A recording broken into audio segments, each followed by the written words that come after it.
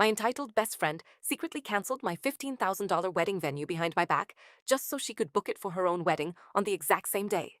She blocked my number and laughed at me, but she didn't know that I had the ultimate revenge ready for her rehearsal dinner, and I was about to completely ruin her entire life. Listen to the full story carefully, because what happened at the end is absolutely wild. So, about 8 months ago, my boyfriend proposed to me, and I was the happiest girl in the world. I immediately started planning my dream wedding and booked a breathtaking mountain resort venue that cost $15,000. It took me 2 years of saving money to afford it.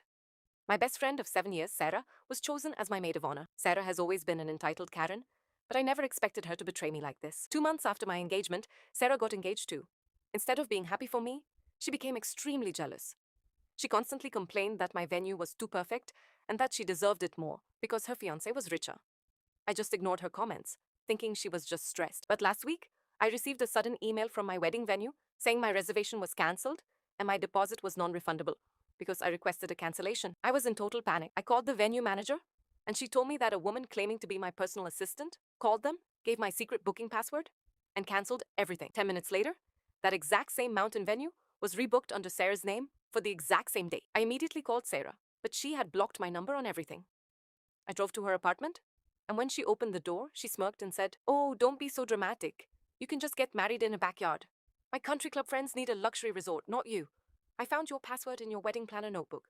Get over it." I was crying tears of rage, but I realized arguing with this psychopath wouldn't help. I decided to play along. I didn't call the police. Instead, I used my remaining access to our shared wedding planning account. Sarah had invited all her rich family members and her fiancé's boss to a massive pre-wedding rehearsal dinner last night. I knew this was my perfect moment. I secretly reached out to the catering company she hired and told them I was Sarah's wedding coordinator.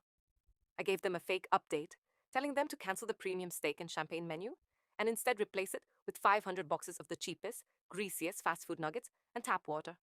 I paid them a little extra to keep it a secret. Last night, when Sarah, her fiancé, and all their wealthy guests sat down at the luxury restaurant, the servers walked out carrying massive cardboard boxes of cheap nuggets.